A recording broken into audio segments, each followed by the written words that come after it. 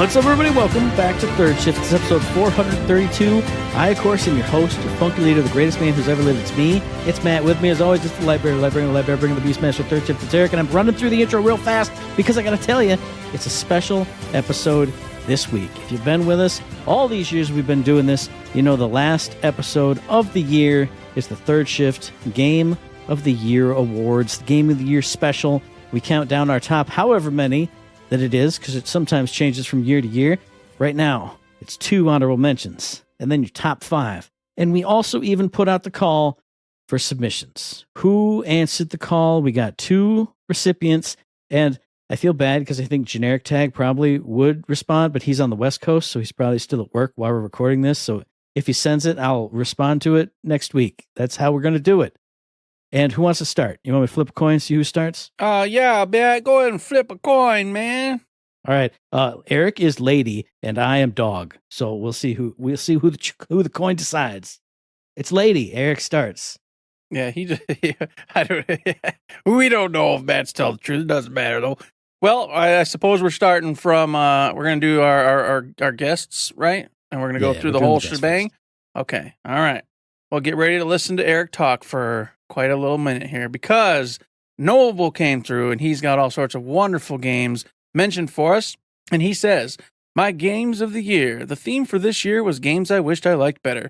The top 3 games in my list I love, but there was a lot of stuff I didn't click with like I thought I would. Honorable mentions. The first one is Kirby in the Forgotten Land. Just a fun, simple Nintendo game. I like an overgrown apocalypse, which is what gives this the edge over the other fun, simple Nintendo games in Super Mario Bros. Wonder and Princess Peach Showtime. That's a fantastic pick, and a game I do actually still need to get back to. One of my Whatnot guys has it every now and then. I go, oh yeah, I should get that. I need to play that. But speaking of games that everybody should get and everybody should play, our buddy Steve, a.k.a. Demented Wizard in the Discord. I don't know if he likes me using his full name, but he's Steve/Demented Wizard. He writes, one of his honorable mentions is Goat Simulator 3. Says this game is just stupid fun. Yes, you can kick and lick and cause simple chaos, but there's more. There's actually a pretty nice progression system with quests, unlockable gear, etc. to keep the game feeling fresh until I actually beat the whole thing. What actually impressed me, though, was they engineered so many ways into the game to break the physics engine itself. As an example, there's a machine that'll shrink or grow anything you can throw into it without limits. You can get a saddle that lets you pick up stacks of items. You can think of something ridiculous and make it come to life. They mock themselves with some of the content in the game, and it's just fun, and I recommend it for a casual, fun time. God bless Mr. Demented Wizard. Good old Goat Simulator. I won't knock on this one. It is fun. It is ridiculous. You can't miss. We're just having a good time making the goats do all those antics and silly things. I personally have not got to it, but that's because I'm behind so far on everything else. But I would play it if you put it in front of me and said, let's do this. So, good pick. Now, of course, we're moving on to Eric's first honorable mention, all right? This is a game, there's no way I would have told you I played this game this year. No way in hell. No way in hell. I feel like I played this years ago. It is number 7, Monster Hunter Rise. Apparently, me and Shay were rocking this game in January like a hardcore bunch of nerds, having a great time, playing, killing monsters on the PlayStation 5. It was fun. It was enjoyable. I've talked about Monster Hunter a million times. It's one of those games that gets me and my bro, Mr. Shea, back together again, having a blast. And the monsters, every monster is a boss. And nothing's more fun than that. And I say that, and it doesn't make a lot of sense, because typically, I'm not a big boss fight guy. I typically don't even enjoy the boss fights that much in RPGs and stuff when I'm playing them.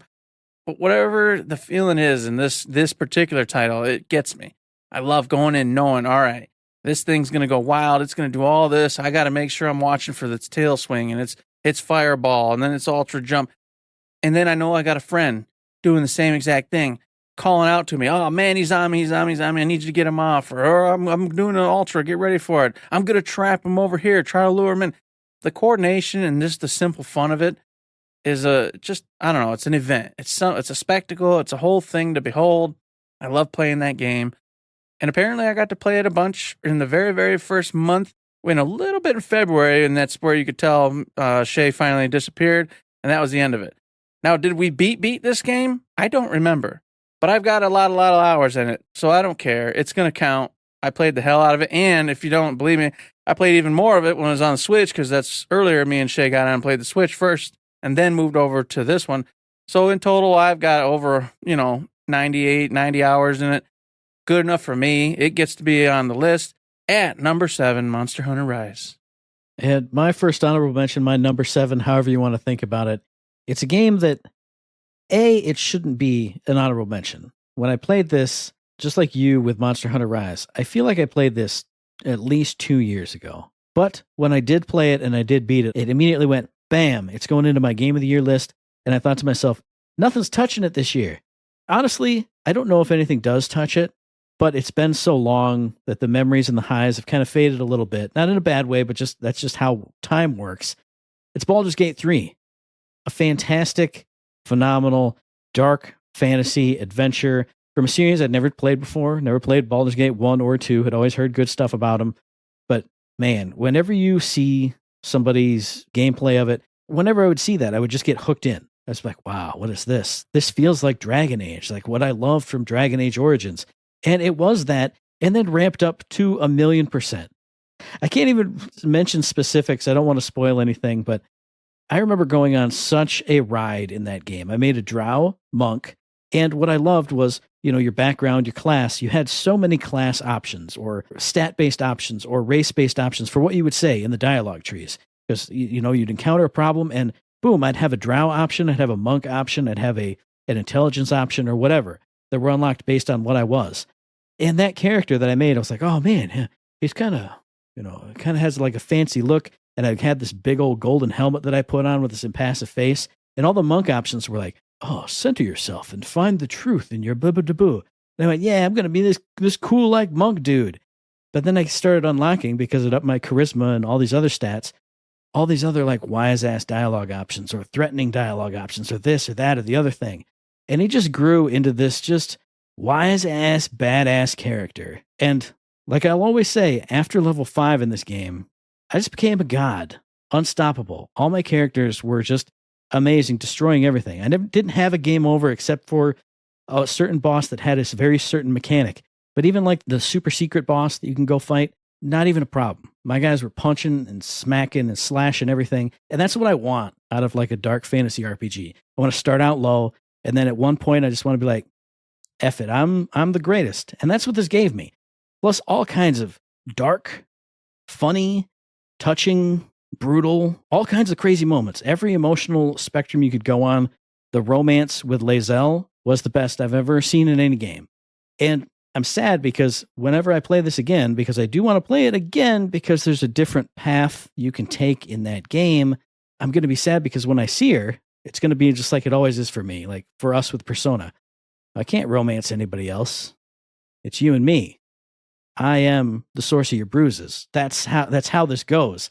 But this is an amazing game. I wish I had played it like in September, so all the memories and all the jazz would be really fresh.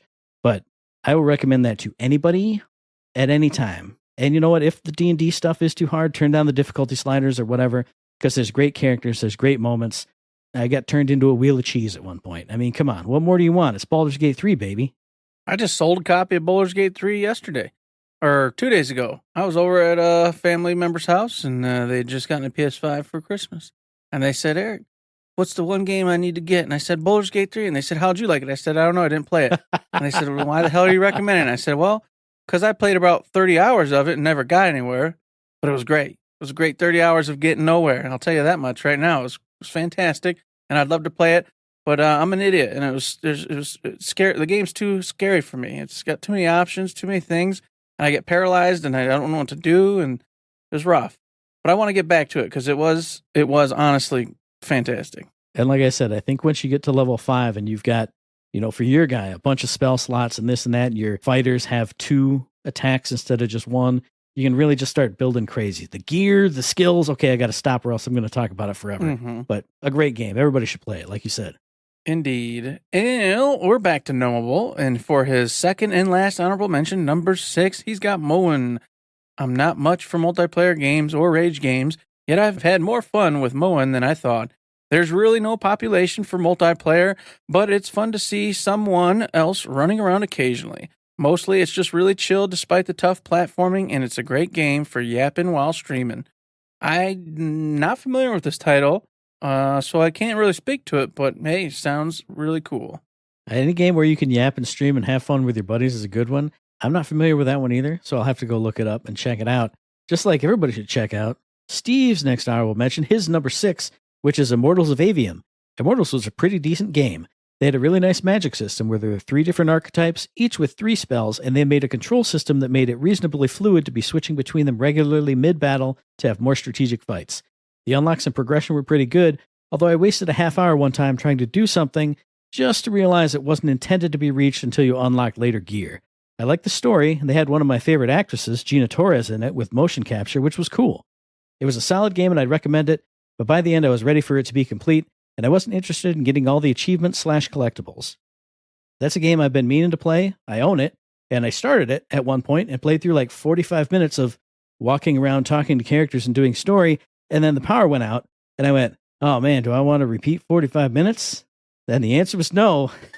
And then it fell off the crossbar. So it's still back there. It's still in my room, so I can play it at some point, but it's too many games. It's too much going on. But it sounds like a good time. Yep, I'd love to get to this one as well. I as well own it. Everybody does, really, if you have the PlayStation Plus at this point. So there's no excuse not to. And I was drawn to it just because of the spells, as you're shooting instead of guns, you're getting spells, and that all by itself sounds fantastic.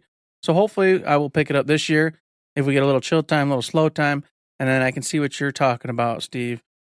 Now, here's the other big one. And this one would probably be higher, but I'm trying not to break the rules a bunch, and go against our word here.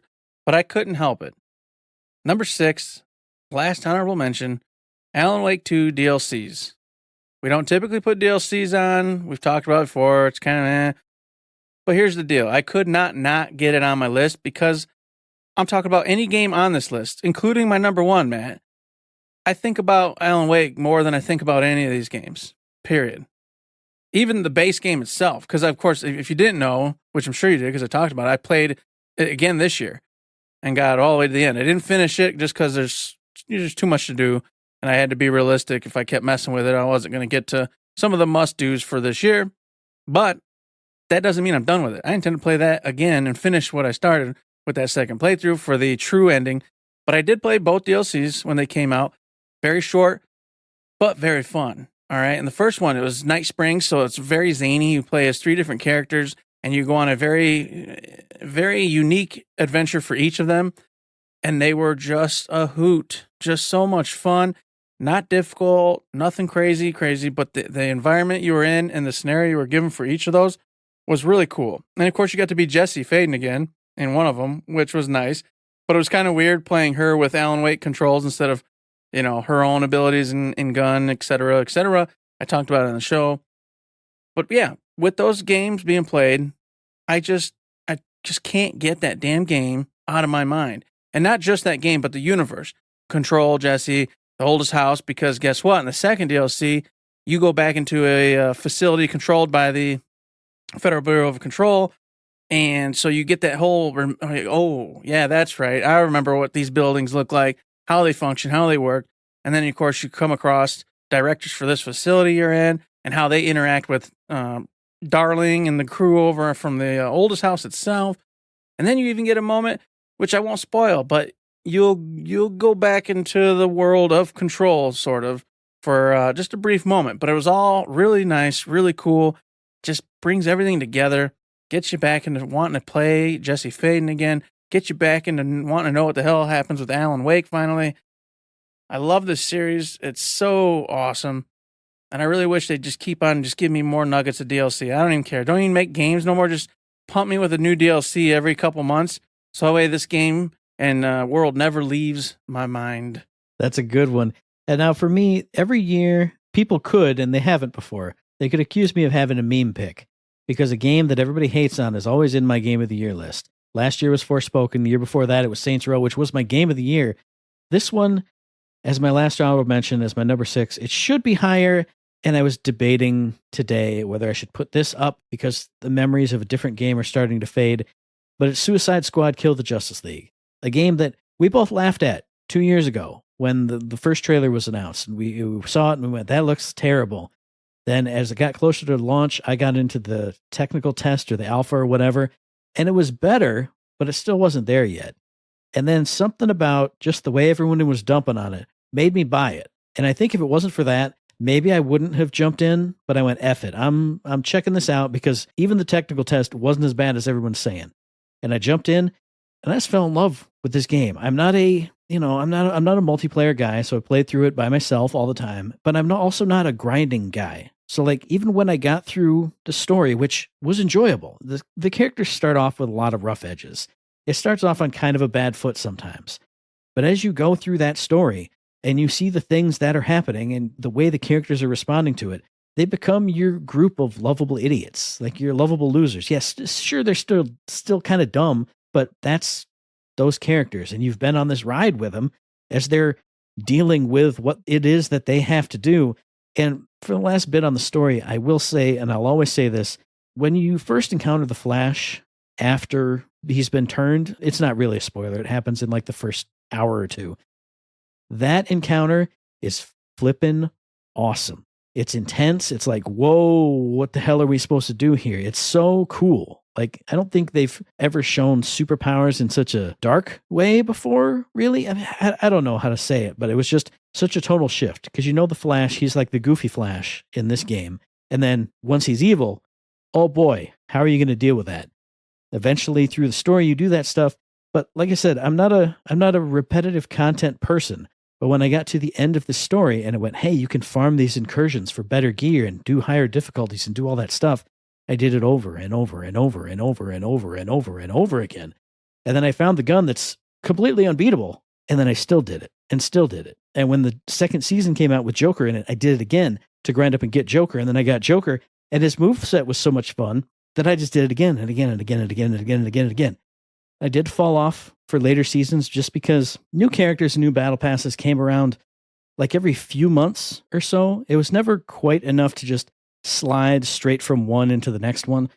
But it's a great game. I've actually been playing it a little bit more over the last couple days just because I had enough progression in some of those seasons to go and kill that Brainiac. So I went and did that. I'm hoping, like I said on the news piece, that they wrap it up really well when the final piece comes in. But it's a great game. I mean, I know it got a lot of hate. All games are subjective, but this one I had a ton of fun with. I want to put it higher, but it's the honorable mention right now. It's my last honorable mention. There we go. Awesome, man. I'm glad you like that one. I never tried it, so I can't speak to it. But hey, you know what? It probably was way better than what people say, as we always talk about, because those sons of guns are bastards. They're all bastards, Matt. All bad people, but not Gnomable. Gnomable's not a bad person. Oh, no. Good guy. He's got a number 5 for us, too, right here. Penny's Big Breakaway. Starting the list for stuff I wish I liked better is Penny's Big Breakaway. The music is incredible. The art is fantastic, and the core movement is a blast.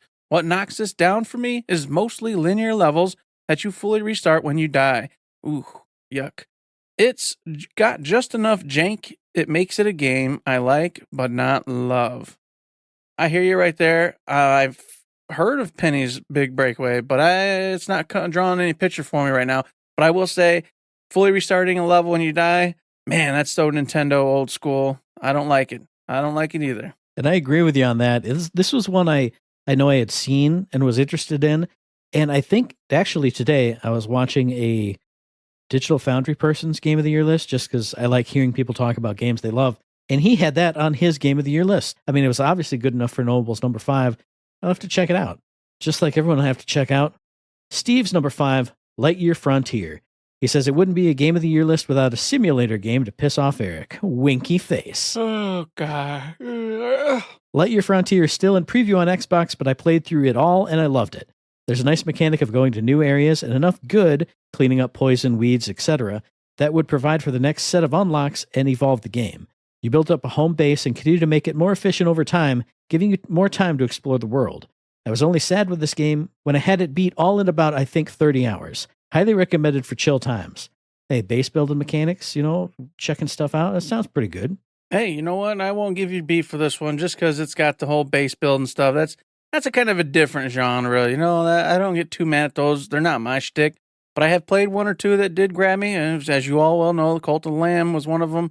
So good on you, Steve. I'm glad you enjoyed it and put it on your list this year. Just like I'm putting on my very first of the big 5 It's Stellar Blade, folks, coming in at number 5. Eve, man, what a gal. She was so fantastic. This was a game I bought on a whim. It just looked neat, looked cool, had that right amount of panaz and shape and whatnot that you like. And so I grabbed it up. And I said, I'll give this a go. You know, I had Liza P, and I liked that, but it just wasn't clicking at the time. And I was like, well, I loved Elden Ring. I want to try to get into this a little bit more. So Stellar Blade looked like that nice in between where it wasn't, you know, Souls like, but it wasn't just going to be some action adventure. And it was exactly that. It was right in the middle. Wonderful. And then a bigger surprise is the game was gorgeous. The environments were gorgeous, haunting, you know, lost. The humans are long gone. You're fighting this useless war, basically. And it reminded me a lot of course, Nier Automata. And with that, I just kept going and going. And all the different costumes you could get Eve and just dress her up however you want. It was just fantastic. I just had such a great time. The boss fights were really engaging, but not like stupid difficult, not out of this world. As long as you learn their movesets, you were going to win. You just had to pay attention and not get hit by the big stupid moves that you shouldn't be getting hit by. And that was it. And then, of course, you're flying around the screen. Cha-cha-cha-cha-cha-cha. Enemies everywhere. The music itself was phenomenal. It knew when to put the big breakaways and give you that haunting back-end music when you're just in this desolate area. The characters, the NPCs themselves that were your friends and whatnot were really good. I will say that some of the NPCs that you just saw in towns or whatever, just a little weird, a little out of what I like. I mean, and I get it because nobody's like a human anymore. They're just kind of imitating humans. But you're not really imitating human when you just look like some kind of weird metal block thing. I don't know. Some of the characters are just kind of off, and I didn't like that very much. So I wish they'd have kept more of a human-esque look to a lot of the characters, but that's just a nitpicky thing. Overall, I had such a fantastic time with this game. I really wish they would have done a true DLC and not just little odds and ends getting added, holidays, new costumes, and camera mode, which came in later. Too bad it wasn't in from the OG. That would have been cool. Not a big camera guy, but I would have probably had one or two I took just for fun and memories, Matt, and just for keepsakes. But it was a great game. I hear a lot of the words gorgeous, beautiful, shape, and I'd love to take pictures of that. So, you know what we're Eric's talking about here, folks. It's a good game. But it does look like a good game. It is one that I do want to play. Maybe I'll get around to that eventually. And something everyone else should get around to is my number 5. And just like with the meme pick that I always have, Quote Fingers meme pick, I like to have an indie game on here. And I wanted this one to be higher too. But when I thought about just the epicness of the things that are coming after it, on this list, I couldn't do it. But number 5 for me is Mouthwashing. And it's a game I'm not going to talk a ton about just because I don't want to spoil anything for anybody. If you heard me talk about it on the release when I talked about it ages ago, you are the crew of a cargo ship and something bad has happened and you're stuck and time is passing and things are going real bad and things are going crazy. But the way this game is like presented, the way it shifts, that's the only spoiler I'll say is that it shifts you through time to like see stuff before the incident happened, after it happened. And you never really know what you're going to see next. And some of the scene transitions are like, they come out of nowhere and they surprise you. And then sometimes you're jumping into something that's very intense. Sometimes you're jumping from something that's intense into just an everyday relaxed scenario. You never have any idea what's coming. The visuals and everything are so wonderful. It's like watching a weird art house /indie /horror movie. It's wonderful. And I got to say, I've heard people talk about, that low poly look, the low poly characters and graphic style. Something about that is scarier than like photorealistic graphics. And I gotta agree, when I'm playing this, it's not really a horror game, but there's scary stuff that happens. But like when Swansea breaks the window here, I got scared out of my socks. The characters, the way they look, it puts you in that unnerving kind of a zone. And you go to some unnerving spaces in this game. And I loved it. I loved every single second that I had with it. I played through it from start to finish, sitting right here, all in one sitting. It was wonderful. And like I always say, when there's something that sticks with you, that kind of sticks in your brain from a game, that means it was worthwhile. And this has nothing to do with the story of the game or the major themes of it. But there's a scene where you are sitting across from Curly and you're having a dialogue with him. And you're talking about life and how, there's ups and downs. And why do you want to do this? It's really subpar and it sucks. And he says 2 lines. Sometimes I'll get promoted, buy a house, fall in love, but other times I'll just have some awful fucking cake with my friend. And I was in a weird headspace when I was playing this. I was kind of in a downer mood and I was like, some days are way better than others, but some days you can just get that one little nugget of goodness. Maybe we're miserable at work, but I can go and joke with you for like 5 minutes. And sometimes that's good enough. I don't know. It just kind of stuck with me. You really got to get out of this weird mindset you're in right now. And it did it. And the rest of this game was phenomenal and fantastic. No more spoilers, no more discussion, no more nothing. A weird, wild ride everybody should go on. It's only like 2 or 3 hours. Everybody should play this. Yeah, I watched this one get played through all the way through, start to finish, and it was a wild ride. And I just loved how all the scenes from before the incident always had items that would come and play later, or dialogue that would mean something that you would see later. There's always just moments that if you looked and saw it or noticed it or heard it or seen it or whatever it is, it comes back. It all comes back some way, somehow, in something. So really cool. I had a good time watching it. Kind of makes me feel like maybe I should have played it, but alas, it was one of those, it was on a whim. Somebody I watched said he was going to start it, and I just did it. And I got so engrossed in it that I stopped playing my game and actually just watched the entire playthrough. So, hell yeah. Good game, for sure. All right, so now, moving on to number 4, we've got Gnomables, The Legend of Zelda, Echoes of Wisdom. Man, here we go. Another game I wish I loved more. The core mechanic of summoning items is so fun to play with, despite the game not really encouraging it enough. I put the game on hard and I'm not using Link's abilities, but it's still too easy. I love the little toy world and solving puzzles, but I wish there was a bit more beyond the usual Zelda trappings. Well, I've heard this before too, so I totally get what you're saying, Noble, but I'm glad you at least got on your list because I really want to get to this one. As you all know, besides the 2 big Zeldas on the Switch, I've played every Zelda that's ever been made because I love Zelda, and this is no exception. I want to get to it, but I have heard exactly what you said, quite a bit, but I still think I'd enjoy it. And it looks like you did too, since it's your number 4. So a good pick, Gnomable. That's another one for me it's over in the other room. It's still in its plastic wrap, I'm pretty sure. So I definitely want to get to this one. I mean, it looks cool. It's looked cool from the second we saw it. Even if it's easy, that just means I have an easy time getting through it in like 10, 15 hours, however long it is. Another game that I'm interested in is Steve's number 4, which is Grounded. He says, I first played Grounded in an early preview and didn't like it. Hey, that sounds familiar. I came back with friends after release, and it was a very different game. Coming on the heels of playing Valheim last year, this game was very similar with survival, exploration, and base building modes. The setting of being tiny in the backyard was novel, and they crafted it well. There were different poison mechanics and gear you would have to craft to explore new areas. We didn't beat it, but a lot of laughs at getting crushed by bugs early game and coming back for vengeance on them later.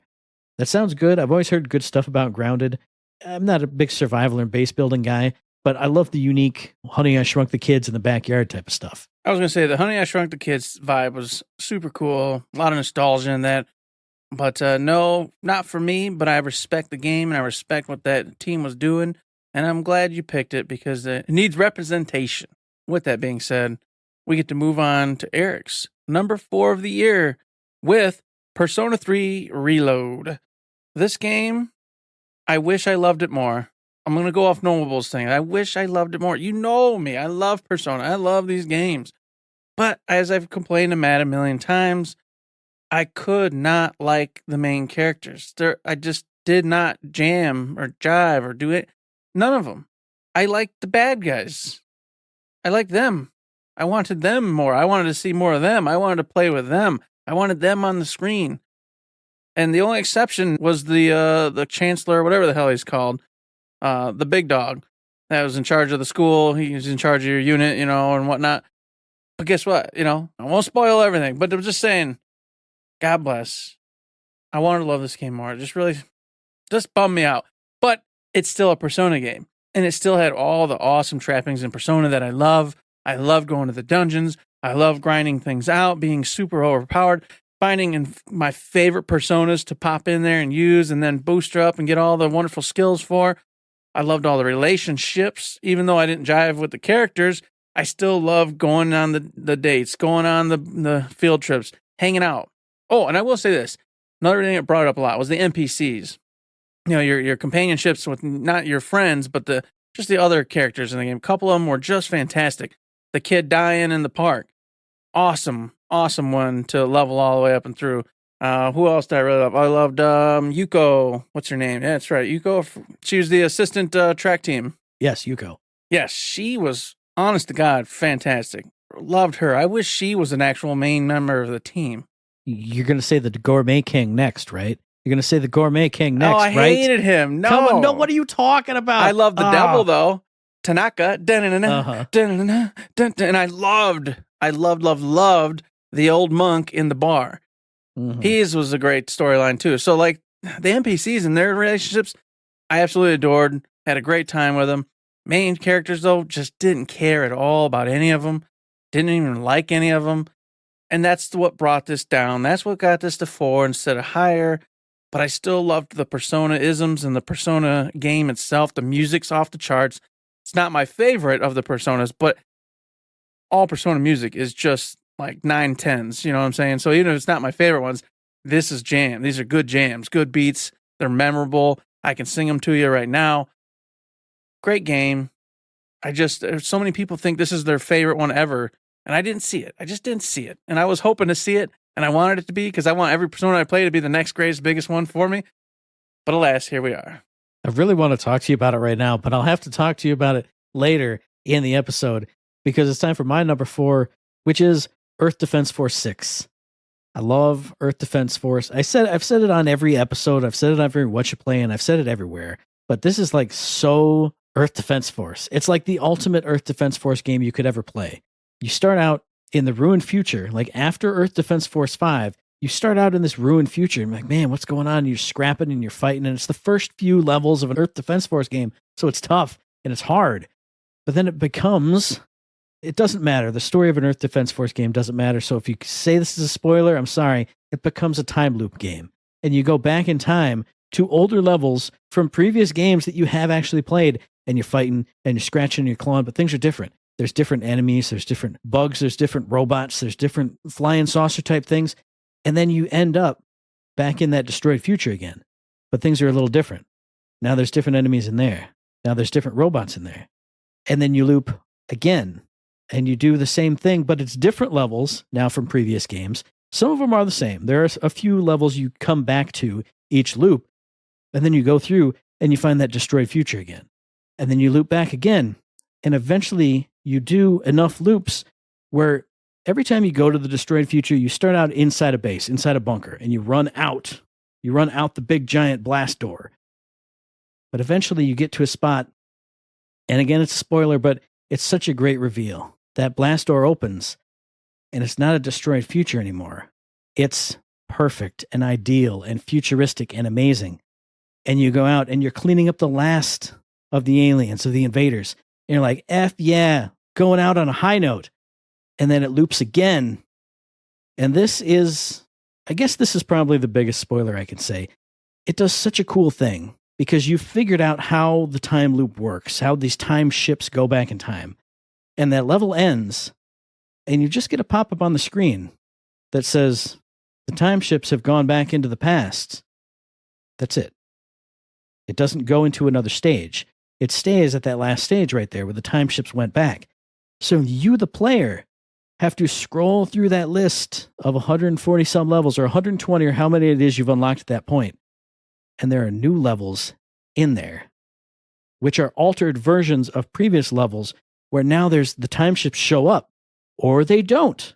Maybe they haven't. So you have to find out where the ships went. And when you do that, it's this level you played hours ago. Like in the first time loop, there's a level where there's a guy up on top of a hill and enemies just come out and they massacre him. But in this loop, when you find the time ships, you can run up and save his ass. And you get new dialogue from him, and it doesn't matter. He's an Earth Defense Force NPC. It doesn't matter. But when he says, oh, you've saved me. Now I can go home to my fiance. You're invited to the wedding. I was like, hell yeah, I am. And then, since you've destroyed the time ships, now new levels start opening up. It's so big and so wild and such a different Earth Defense Force story, because usually you're on Earth, the enemies show up, and you fight them for 100 levels, and that's it. But here you go through all these different loop stages again and again and again, and they change every time, and it's different, and it's either way more intense or like, now we've got him on the run, we're taking it to him. You go through so many emotional moments in this Earth Defense Force game, highs and lows. It's wild. And then just the culmination of it all, it's huge and it's epic and it's amazing. And the game itself, it plays amazingly. It looks the best Earth Defense Force has ever looked. There are hundreds of enemies on screen at any time, all wiggling and waggling, and you're blowing them all up. It's nuts. It's crazy. It is so much fun. It is just a blast. If you love shooting things, you love explosions, you like blowing up big bugs, doesn't get any better than Earth Defense Force 6. It's amazing. It's number 4. Sounds like a hot diggity dang good game, Matt. And with that being said, we return to the Gnomable. At number 3, he has UFO 50. I've only played about half the games in the compilation, but so many of them are fantastic full games. It's been a blast to stream by picking random games. Some of the games don't click with me, especially with the arcade difficulty, but I love the games I do click with. I'm so excited to explore the rest of the games in this collection. I've heard about this game a bunch. I've seen a lot of people talking really good stuff about it and playing a bunch of them. But for me, that's the only downer, is that some of them are really great, some just not. Some are going to click, some aren't. Finding them, sifting through all of them, doing all that, that'd be just kind of a meh. If I could find someone who has like the 10 best ones already listed, which I bet there's a list, that would be, I think, the way to play this. Just go through the best down to the worst. And when it starts getting to those gritty ones you're just not liking, you just stop the game. So, good pick on your Gnomable. This one does sound like a lot of fun. Yeah, 100% agree. I've been in some of his UFO 50 streams. There's a point-and-click adventure game in like a horror-type scenario. I was 100% sold just on that. The graphics, the sound, the everything. So I'm going to start digging into this over the course of this year, try and play a whole bunch of them, find my favorites. Like, I know there's a JRPG in there, like a full-on, full one. So I'm excited to play that. Just like I'm excited to play Steve's number 3, which is Creatures of Ava. It says, this game had a fun mechanic where instead of fighting, you rescued animals from their afflictions while they attacked you for it. Once you've won them over, you can pet them or become them and use their various abilities to reach more areas or items. Early in the game, you unlock a flute and learn how to Pied Piper a tune to win over neutral animals, and it was just sheer joy for me with a big old grin on my face. The story is nice and pretty predictable. My only complaint was there were collectibles, but zones of the world would become locked with warning, so you couldn't get to them, and you didn't get the find every collectible on the map tool until the very end game. If that had been available earlier, or if I could have gone back to old zones, which for story reasons makes sense that you can't, I would have enjoyed getting this game to 100%. That's a game that it was in some showcases that we watched over the course of this year, and I always had it on my list, and I didn't even know it came out, unless I did know, and I've forgotten that already. But this is one that I always wanted to check out. It sounds like fun. I'm going to check it out. Well, hopefully you make it to it, Matt, because I surely will not. This game, Matt, for my number 3 is, this one's a weird one, and it's for one very specific reason. It's the game that got interrupted 5 trillion times, and I can guarantee you this would be my number 2 if that had not happened. However, unfortunately, it did, and so it's at number 3, but number 3 is still respectable. And we're talking about Yakuza Infinite Wealth. This game was the all-year game for me. It took me the entire year to finally beat this one out. And that was because every time I turned around, something else came out that trumped it in the importance to it to me. And so I had to go on to that thing. And then I kept coming back because Yakuza Infinite Wealth is such a good game. Well, that should be telling to you in that it's such a good game that even though I got distracted 1,000 different times, I kept coming back. And that's because Yakuza Infinite Wealth has everything you could want. Just Ichiban, Kiryu. You know, I don't have the history with him, but he's still an awesome character. I love this silent, just, you know, stoic type, but he's also learning to actually trust some of these yahoos and weirdos where, you know, in the story kind of makes it sound like he just didn't care about anybody else in the past except for the would-be daughter that he had and whatnot. And he kind of just lived life doing what he wanted to do on his own terms, only relying on himself. But he gets to see how Ichiban does things. Ichiban, he trusts his partners all the way to death, no matter what the case is. He relies on them for everything. And the two of them coming together and just seeing how they work and everything. It was such a cool relationship, such a cool story. All the friends were there from the previous, you know, Yakuza, Like a Dragon. And then, of course, you get all of Kiryu and some of his new associates coming in, and if you knew them, I bet it was even cooler. But for me, even though I didn't know them already, it was neat to meet them and just go along on the adventure. And that's what it was the whole way through, just a fun adventure. As Yakuza does, it gets over the top, it gets crazy, it gets zany, then it cuts right back into being dead serious, and then off again to the races. And you could make it more serious or crazier depending on what kind of side quests and silly games you go play. It kind of lets you be what you want to be and do what you want to do. But I really recommend if you play this game, you go do the side quests, you go do all the fun little mini games because they're just a blast. And some of them are like full on games in and of themselves, just like the Donko Island this time around, which I got in it and I was getting sucked in, and all of a sudden, like 8-hour session later, I'm like, no, I can't do this one this time. I can't do it. So I had to bow out. But it was there, and that could have got me 30, 40 more hours probably easily. But I'm telling you what a good time. The stories, the way it ended, I will say, a little saddened by. I wanted more. I really wanted more out of, the story at the end, where they were going and what was happening. But it really kind of just cut off. And then I was like, well, I know there'll be another one, but man, this is a 100-hour game, and I wanted a nice big Yakuza moment. And they give you that during the game. You'll go an hour without touching anything. And then the ending in this one, though, was like, 5 minutes, and it's like over. And I'm like, you give me like a million cutscenes where I'm sitting here for like an hour just listening to you, and your ending's like 5? What's going on here? Y'all crazy. But still, overall, fantastic title. I agree with everything you said, and I'm excited because number 3 for me is Like a Dragon, Infinite Wealth. Everything you said is true, 100%. But for me, this is a game, I watched somebody else's Game of the Year list, and they talked about this game, and all they talked about was Ichiban's side of things. And I went, that's not even this game for me, because I'm already starting to forget most of Ichiban's story. Like, I remember the shark, and I remember the squid, and I remember the bad guy, and I remember incidental stuff. But like, this story for me is the Kiryu story. This is the encapsulation of his whole arc, his whole thing that's going on. And that's what brings me the most joy from this game, is what I'll always remember is going around town with Kiryu, seeing all the spots that all the things happened, getting an actual literal snapshot from the games where that happened, where I remember standing there, I remember holding the controller, playing the game, seeing that scene. And when I turn the corner and I see that spot, I go, oh, that's where we, and then I run to the little exclamation mark, and Kiryu goes, hey, this is where we did that thing. And I go, God, hell yeah, it is.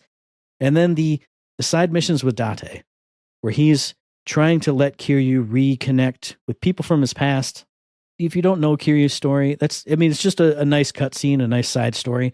But man, if you've been on that ride and you know why he's doing what he's doing, oh, baby. Taichi, the Okinawa guys, man, I'm glad I wasn't streaming it because a couple tears might have run down my face during a couple spots of this game. But outside of all that, graphics great, sound is great.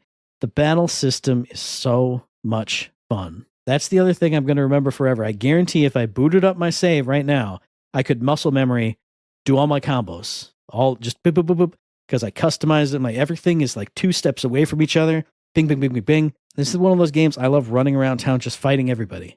Oh, do I have to go all the way across town? I ain't catching a taxi. I'm fighting every single thing along the way because every single class and every single ability and every single combat, it's just so much fun.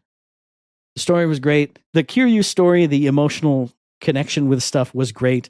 I remember the story being fun. Like, I'm not trying to downplay it, but that's starting to fade away, while the emotional stuff and the battle system, that'll stick with me forever. A great game, a phenomenal game. So good that I platinumed it. I went in and did the end game super dungeon. I did everything. Not everything. I think I didn't beat it on legendary difficulty, but other than that, I did everything in this game. It was great, but it's only number 3.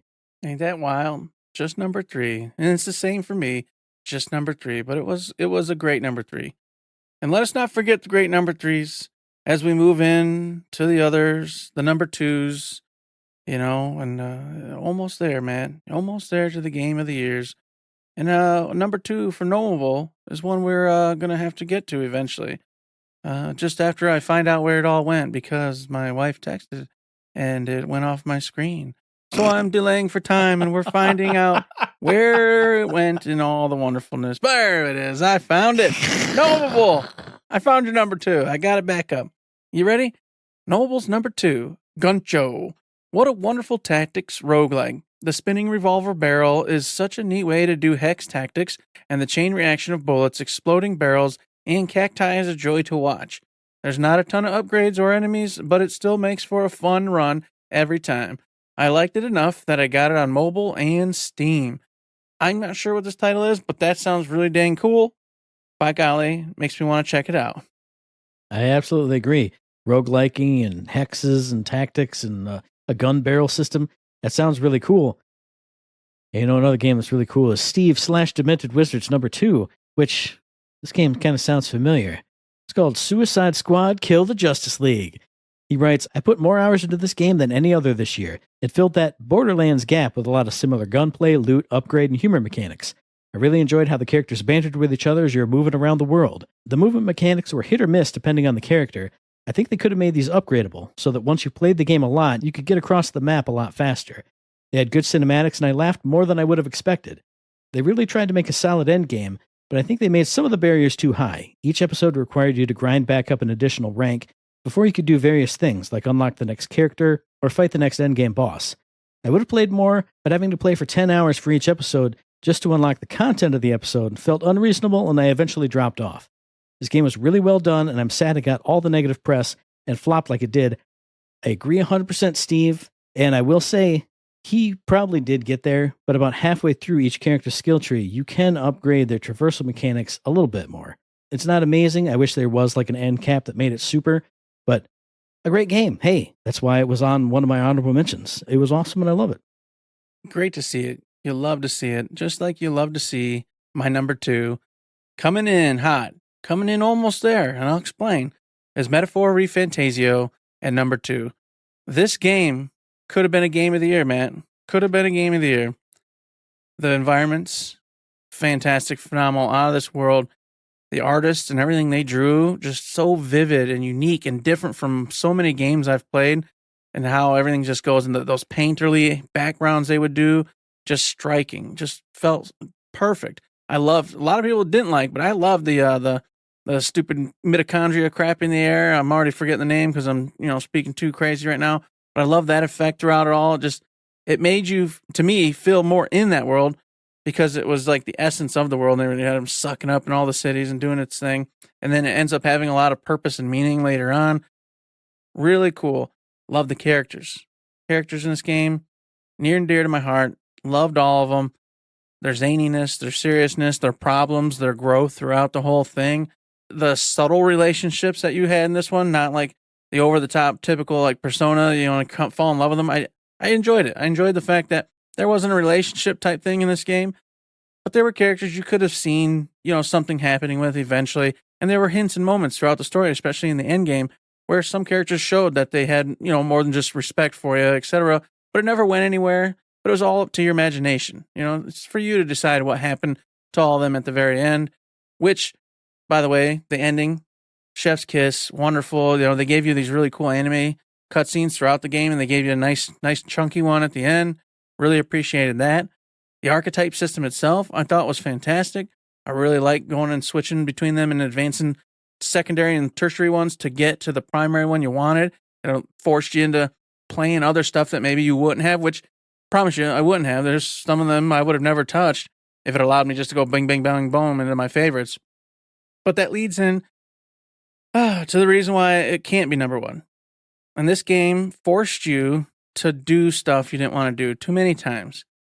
It would give you fights in the dungeons you could be what you wanted for the most part and get away with. But any of the times where you went to the prime dungeon in the next area and the prime boss of said dungeon, you didn't have much of a choice. You always ended up having to being very specific archetypes to counter what this boss and these enemies leading to the boss were doing. There was no exceptions to this. You almost could never overpower it. You could to an extent, but never all the way. You always had to have at least a couple characters with what they told you to have. Otherwise, that fatty and boss was going to smoke you. And I hate that. I hate being forced into doing things and not being able to play the way I want to play. So if I wanted to be the gunner archetype, I want to be the gunner archetype. But you couldn't. You could on a certain boss, but then the next one, nope, you have to have 2 wizards and 1 nightman, blah, blah, blah, blah, blah. And that sucked. I don't like that one bit. I hope they learn from that one and get rid of that entirely and allow you to overcome any boss with any set of archetypes as long as you're smart and can work around whatever its weaknesses, strengths are with the skill sets that these different types have. Because I think that's for the best. I don't like it when they force you to do things. I understand what they were trying to do, but I didn't appreciate it. So if it wasn't for them forcing me to do very specific things in all these boss fights, making it feel kind of like it wasn't my experience, it was the game telling me how to play and do its experience, it would probably be number one. Now, there was some goofy stuff in the beginning. Matt fell off, and I agree with some of it. But I'll tell you what, about midway through, all that disappeared, and then the story got really real. And like I said, the characters did too. I'd love to go back to it, but they've already said they're not doing DLCs or anything for this one. They're moving on to the next project. So it's the last I'll see. And of course, there's also some time bias. I did just come off of this one pretty much. But at the end of the day, I sat just thinking about it. And every time I thought about my boys and homegirls, it put a smile on my face. And then those vivid areas, especially the mid stops where they would take you to the only purpose of this spot was to get a picture. And it would show you this stunning painterly like image. And it was just phenomenal. I loved every moment of that. So, yep, Metaphor Fantasio, a fantastic RPG for me. Really loved it. Hope to see more from that team, and we will see more from that team. So it's all aces for me. Yeah, I mean, I will always say I did fall off, but all the good stuff you said, especially those snapshot moments, those were amazing. That world building was awesome. And I was dazzled that was your number 2, but I know what number 1 is. So we'll get into my number 2, which is Persona 3 Reload. All the good things that you said about it are all the things. And somebody else is going to talk about it also on the show. And all the good things that person says, 100% right. Graphics, music, menus, stylish combat, the baton pass animation. Before, in Persona 5, it was just, I don't think they even did a cut in. I think it was just like, whoop, you did the high five. That was it. You did like the in-person high five. But now it does the zoom in, the anime cut. Whoever it is calls out to whoever it is they're passing to. Whoever that is looks over to him and goes, ha, I got it. I mean, it's the same animation, it's the same effect. But when you hear Junpei go, hey, Yukari-chan, let's go. And she goes, yeah. I mean, it puts you in it. It puts you in it. I agree. Maybe these aren't the greatest characters from all of Persona history, but I connected with everybody. And I think it helps that I was streaming it. I do all the voices. And I went around and talked to everybody all the time. Every time I got home, nobody had quests. It was all just filler dialogue, but they all had something to say each day. And I went and talked to them on stream, hanging out with my friends in the game. It was just a cool, cozy vibe. And I don't, I'm not a cozy gamer, but whatever. But it just felt like every day you get to go home, you get to see your friends. If somebody was missing, that was an odd day because it was just everybody was there and you got to hang out. You got to listen to what is probably my favorite music of the Persona series because I'm an old hip hop head. This music was hip hop infused. It was phenomenal. It was great. And other than that, all the things you said. I mean, the side characters are amazing. The social links. I love the Gourmet King dude. I'll never forget. I think it's only in Link 1 or 2 where he takes you to the beef bowl place and he walks out and you have a discussion and conversation and he goes, oh, I'm still hungry. And he hits like a Michael Jackson pose and he goes, flashback walking into Umeboshi or whatever the name of the place was. And he moonwalks in there.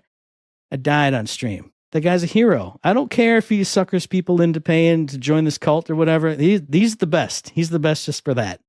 But anytime I hear the music for this game, I was just listening to it in my car today. It gets me just as excited and just as happy. All the colors and the flashes happen in my head. When I hear the Mementos music, I'm just thinking of that fun combat system. Running through Mementos like I always do with Persona. I play the random battles too much, but it's just because it's so much fun. Leveling up my Personas, maxing out my favorite Personas so they're all 99s. Amazing. A fun, wild ride. Just fun. From start to finish. That's what this was for me. I'm glad I got to stream it and hang out with Gnomable and some of the others who were dropping in. I didn't get all the way through the DLC, but I still want to see it just for those little story bits. Pieces of people's past. It's just a lot of fun. Combat's fun. Story's fun. Characters are fun. Graphics are fun. Sound is fun. I loved it. Persona 3 Reload's my number 2. Nice number 2, Matt. I can't complain with that. No doubt. And of course, with that, we go on to the final and the finale. The number 1s for everybody. And I'll start off with Gnomable with Balatro. The vibes on this game are incredible. It does such a good job of sucking you in while giving you a ton of build options. As a bonus, a bigger streamer rated me as well, which got me to affiliate on Twitch, so it gets bonus points for that. That's awesome. Nothing's better than that big raid from some big fish up in the sea, and all of a sudden you've got hundreds of people around, and you're like, oh my god, I'm the best streamer in the world. Look at me, I'm the cool cat. I got the meow, meow, meow. Woo! All while playing what sounds like a fantastic game. And Balatro, I've heard Matt talk about as well. So good on you, Gnomable. Great number one. Glad to hear your picks. Absolutely. 100% agree with it. I had to stop playing Balatro because I was going to play it too much. But now everybody's talking about it and everybody's getting stirred up about it for Game of the Year time. And I just want to start playing it some more. I should get it on my phone. That way I can dork around with it a little bit at work, but then have to put it down because I'll have to go to work. That's a good pick, though. And speaking of good picks, it's Steve's number one. And his number one is Persona 3 Reload. He writes, okay, guys, I'll admit it. This is an awesome game. You challenged me to beat it, and if it wasn't for that, I don't think I would have stuck with it, as it took about 30 hours for me to get into it. Then I was hooked and itching to play this game more than any other. I have some gripes about time respect, which I dropped in the Patreon, but part of that is definitely me being new to JRPGs. The characters were memorable and developed nicely. The monthly boss fights offered a really nice cadence to the game once you got into the groove. Tartarus and the battles became a lot of fun, and I usually don't like turn-based battling because of how slow they can be. He's got a minor spoiler here, but I'm just going to read it because it's not that big of a spoiler. Spoiler, the last zone in Tartarus was a gorgeous contrast after the one before it, and I love that. And spoiler, the ending was satisfying, and I indeed feel the now what cliff after finishing such a large and epic game. I think it'll be a while before I'm ready to jump into another large JRPG, but playing Persona 5 is in my future for sure. And then he finishes off by saying, there it is. So much for the 3-year simulation game winning streak. Thanks, Persona. A great pick, Steve. Obviously, I like it too. Yeah, good job. I'm glad you made it through it, even though it was a little bit of a slog in the beginning there for you. And welcome to the team. Now you can play 5 and then go play 4 Golden and then get ready for 6 because we'll be hearing about that one pretty soon, I'm sure. Mm-hmm. It's going to be a wonderful life and a wonderful journey. And I feel like they're also going to be remaking 2. So you're going to have a lot of Persona in your future. Don't worry. Hell yeah. God bless. Oh, it's so great to hear. And with that comes my final one. My number one for the year, to no surprise, really. It's kind of weird. I say it. I didn't want it to be my number one because it was the seeable one. It was going to be what, but it is what it is. The other games just could not, for whatever reason, make it. Number one, Final Fantasy VII Rebirth. I just love this game. I loved every moment of this game except for one thing, which ReFantazio did as well, that I didn't mention. This game had boss fights that wouldn't stop. And that's a big no-no for Eric. I hate that. It bugs me to just no end. I don't like boss fights that take like an hour. There's no point to it. I've told Matt, and he was teasing me some, and I get it, but I don't like a fight where you know you're going to win, but the fight makes you fight it for an hour anyway. Like, I'm just like, you know I'm winning. There's no way I'm losing. I'm hitting you for bajillions of damage, but then you're using game mechanics and tricks to make sure I can't get you past a certain point until you've already done the 22-minute disengage mass formation, blah, blah, blah, blah, blah. I'm like, okay, let's just move on. This game did that, and that was literally its only knock. That's it. The rest of this game, fantastic. Cloud and team, utterly gorgeous. The interactions with them, through the roof. And I'll say it again here, it's a mild spoiler, but pay attention when you play this game because Cloud's problems, his issues he's got, and I'm pointing to my brain, the team knows about it. But they respect Cloud and they don't want to mess him up more.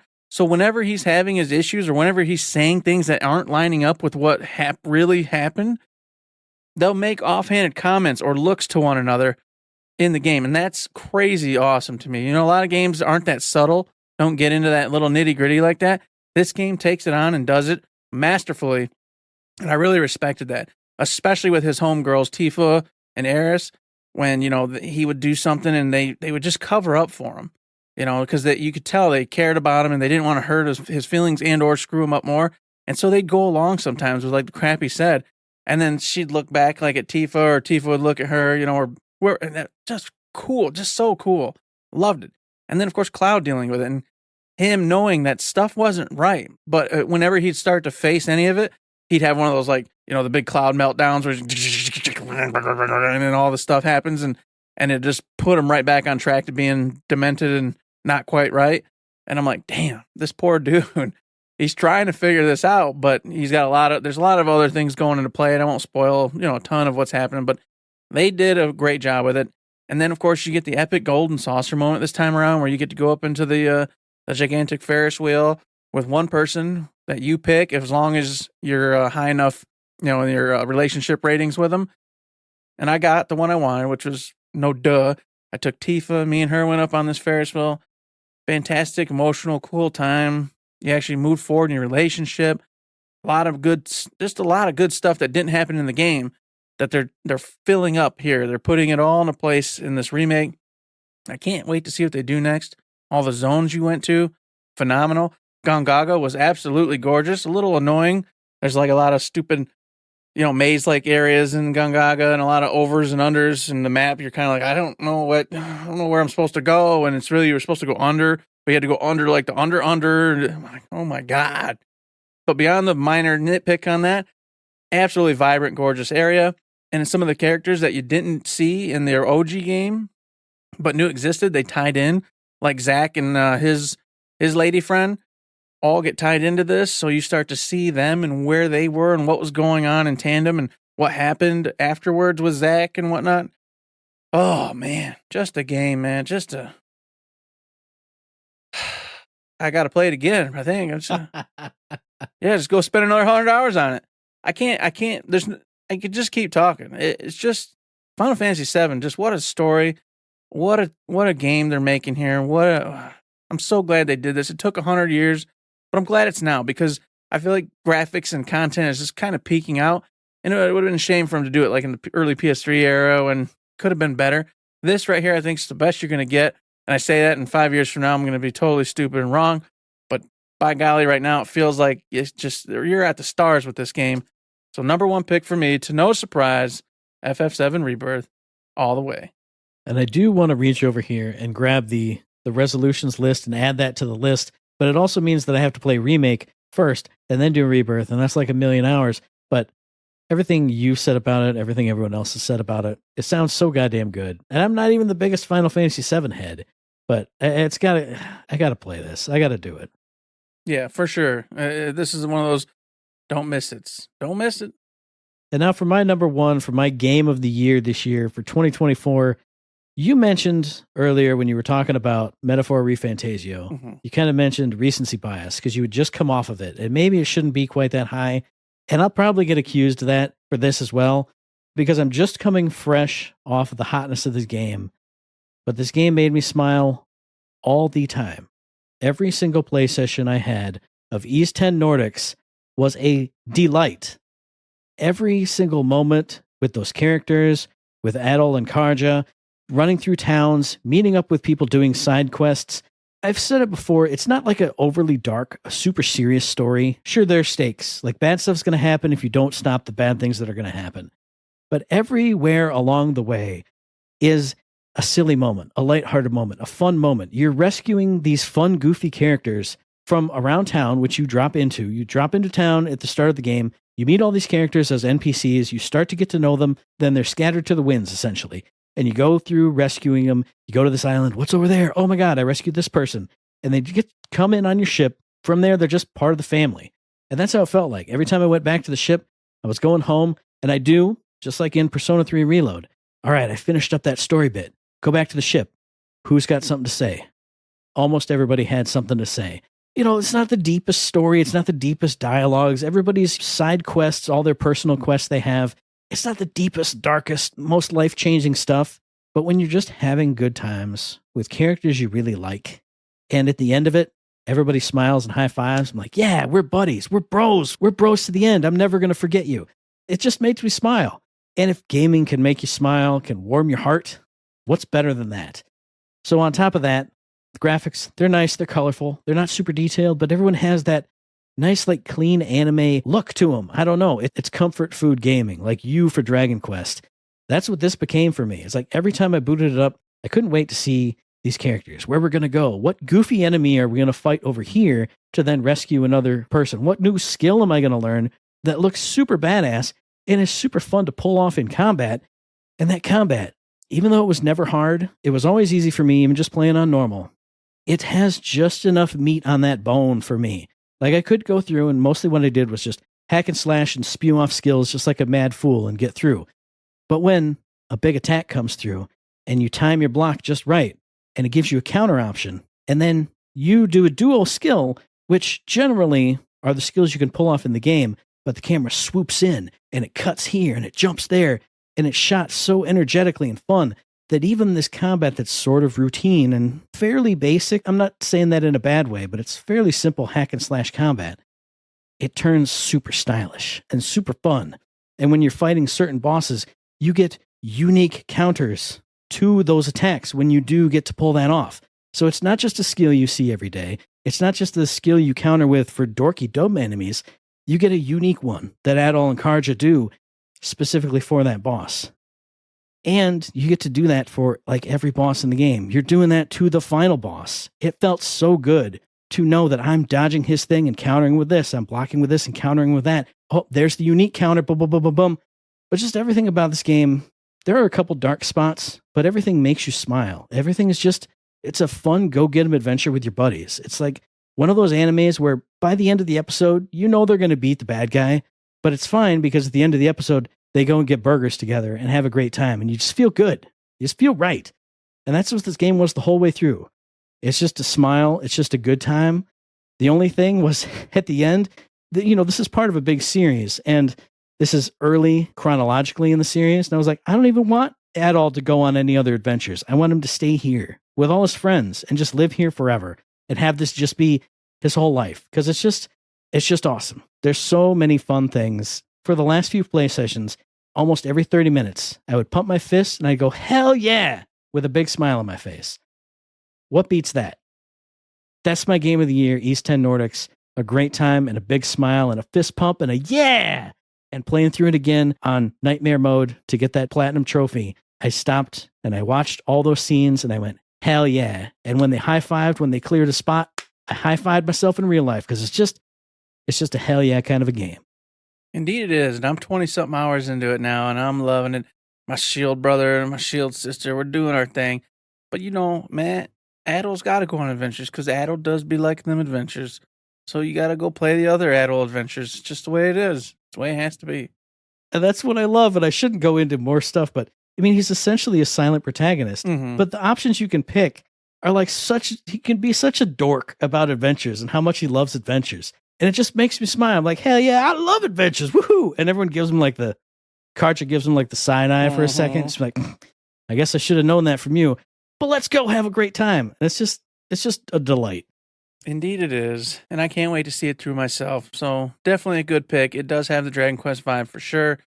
Wonderful game. Wonderful games. We all have wonderful games. The best game, some would say. We did it all. We had them all. We played them all. But there's one more game that we got to get to. And I'm doing this specifically. I know we're running long, but it's a specific last chance for Eric to get a point that I know he is set up for. He can get this one versus other people. But we got to go back to the past first. If you remember, the previous question was, by the way, it's Uncle Matt's Trivia Corner. How many rows of aliens appear in a wave of space invaders? That's 5 because we're talking rows, not columns, folks. But here we go. The question this week. In Tom Clancy's The Division, on what day of the year is a virus spread throughout New York through infected banknotes? No, wasn't it Christmas, right? December 25th.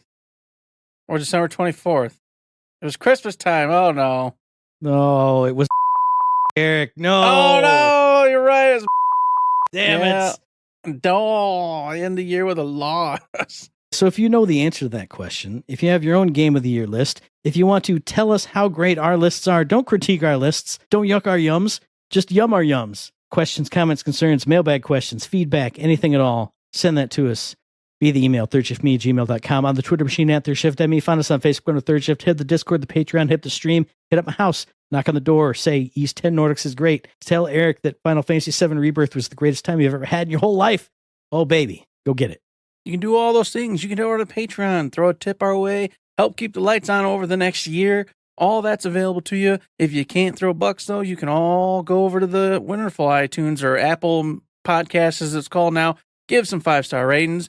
You can go over to the Discords, and you can go and join in and have some talks and throw us some lists, just like our friends did. you can also go to Twitch. If you got Prime subs, give us $5 on the Prime subs, or interact through mailbags, any kind of thing. We love it all. We appreciate you all, and glad to see you're still on board all these many years later.